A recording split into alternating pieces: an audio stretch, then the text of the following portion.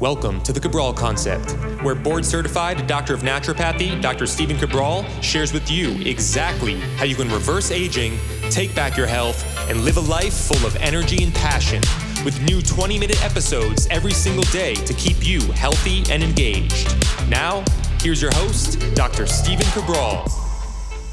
Hey everybody, welcome back to the show. Brand new Cabral HouseCall today. Excited to get into the questions that are in front of me right now. Just open up the Word document that the team sends over, and always excited to see what questions we have for the day. So I always like to let people know that I don't do specific prep work for the show.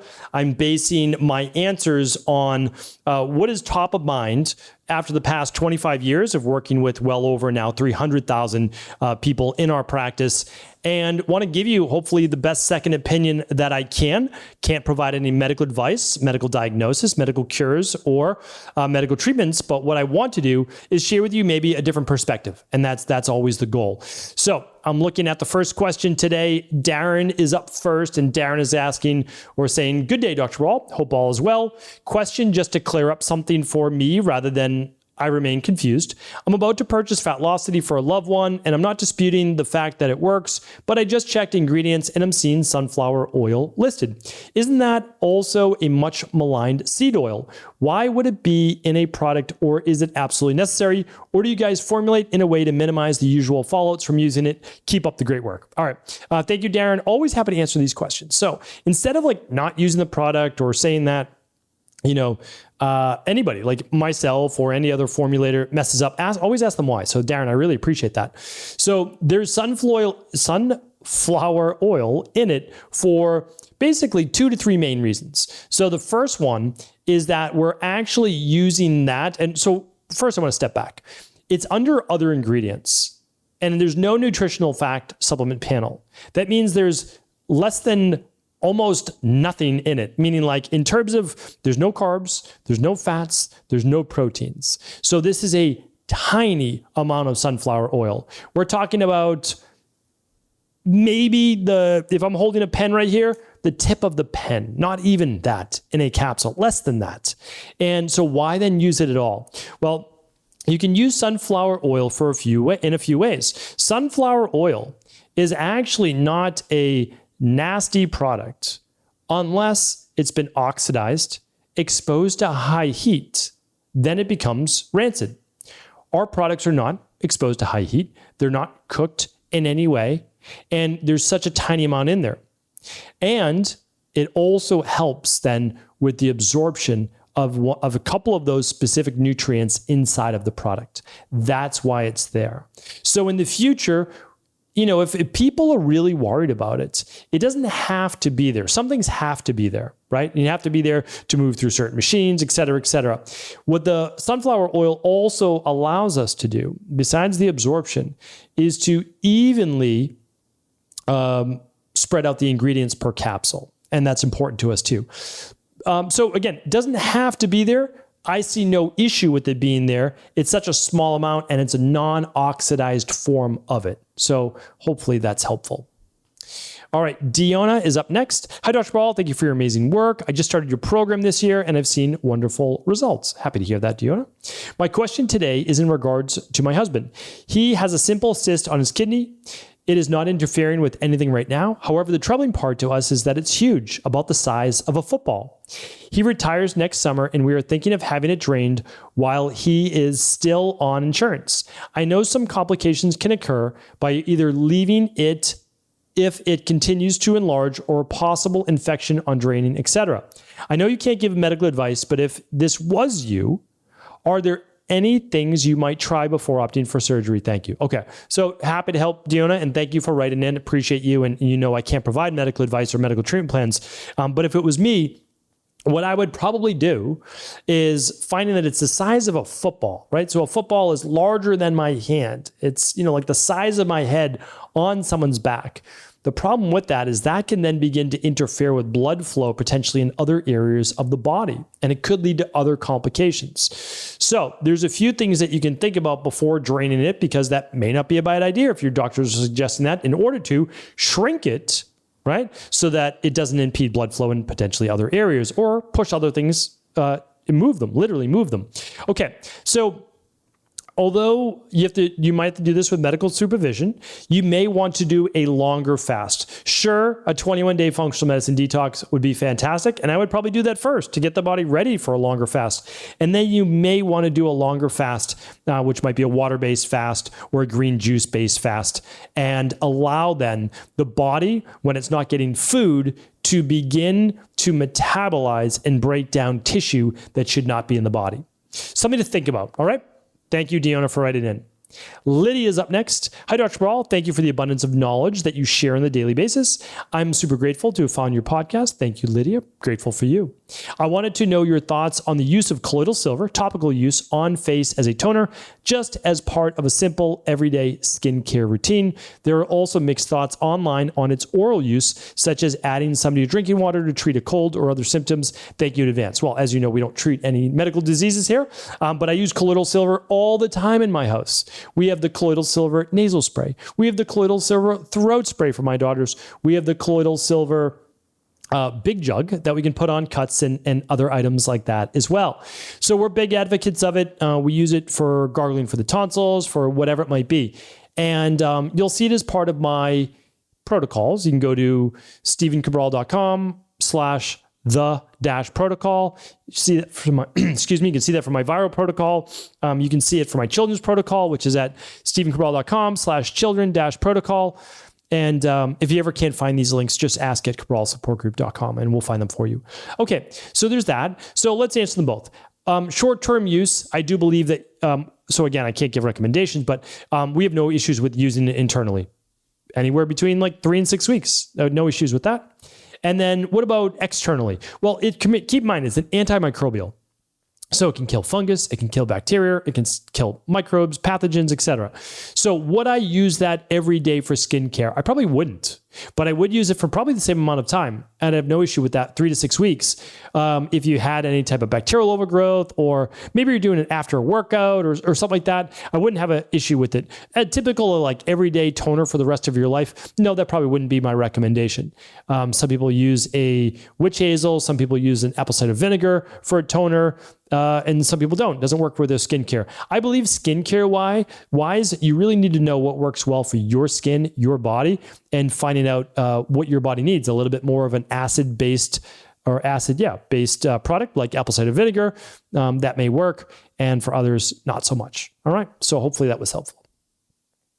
Laura's up next. Hi, Dr. Cabral. I'm wondering how to actually use a cast iron pan. I've listened to your podcast about pots and pans and figured it's the safest one for pancakes and such, but how to properly use it if you don't want to really cook with oil? It seems impossible. Also, are old enamel glazed pots okay? Thank you so much. All right, let's tackle the old enamel glazed pots. An old pot in general is not ideal because by the time it's like 10 years old or so, there's going to be particles that are coming off that pan. So if it's enamel glazed, I just wouldn't want, when I look at things in general, so what do I recommend? Like basically cast iron, glass, stainless steel, what else? Some ceramic. Yeah, those are, I'm sure I'm leaving one out, but basically those are the ones. Copper can be okay if you're not high in copper. So these can be all things that can be acceptable. And all my recommendations are at stevencabral.com/resources. It makes it easier for me too, because I don't have to remember all of them. I just put them all on one resource page. So enamel, I'd be careful with that. I'd be really careful with that. I wouldn't want you to keep scraping that off, especially if you're using a metal spatula. Better to use a silicone spatula or a wood spatula, something you're not going to scrape the pan with. Okay, now cast iron is very difficult to use if there is nothing coating the pan. I don't disagree with that. Glass, easier. Ceramic, easier. Stainless, easier. But for the most part, with those, you'll want to see what foods need something and what don't. And then at your choosing, you could use olive oil at a lower medium heat. You could use avocado at the same. You could use a grass-fed butter. You could use a ghee. You could use a coconut oil. And those might be ones that you decide to cook with. Now, keep in mind, you've already added a good amount of fat to the food, which is absorbed in, so you may not need to add more fat afterwards. All right, so hopefully that's helpful. All right, and the goal is not to burn the oil, right? That's the thing that we're all trying to watch for, is not burning and oxidizing the oil.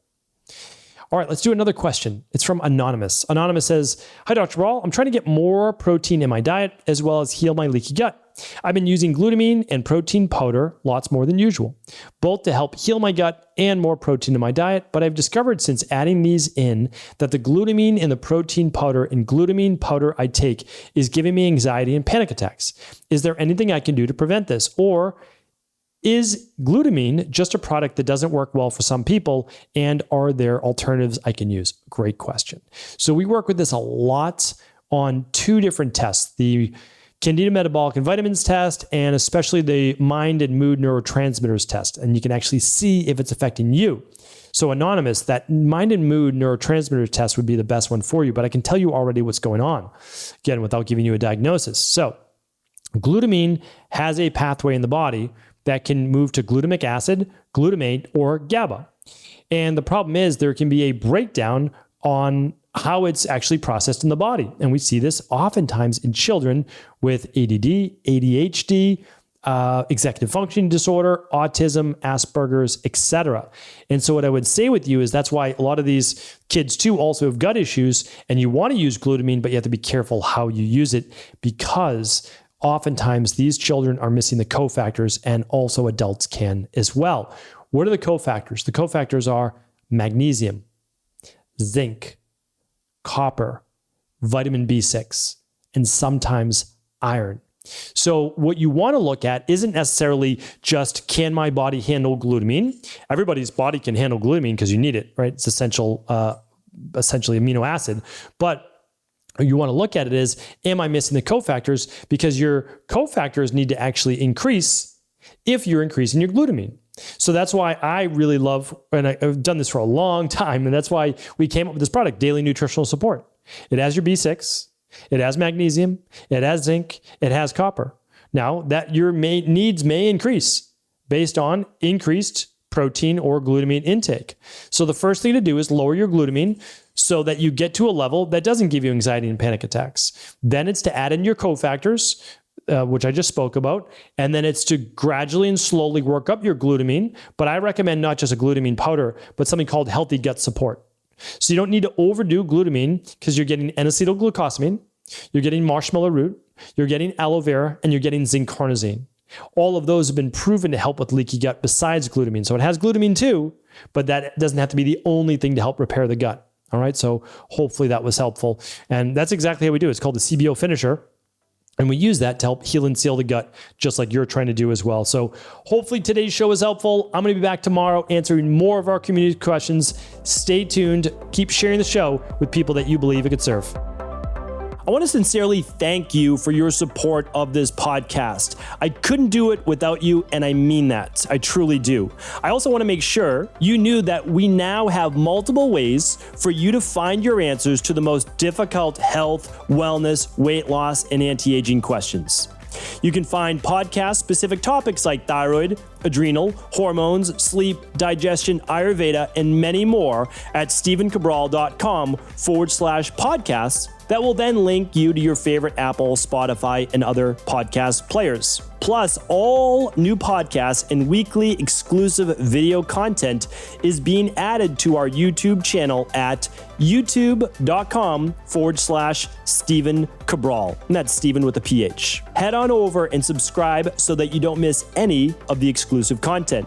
Lastly, if you've ever found any of my podcasts or books to be helpful, I would really appreciate it if you could leave a review on iTunes or your favorite media player for the podcast. Rating and subscribing to the YouTube and podcast allow me to reach more and more people and help spread my mission of healing throughout the world. Thank you again for being a part of this movement.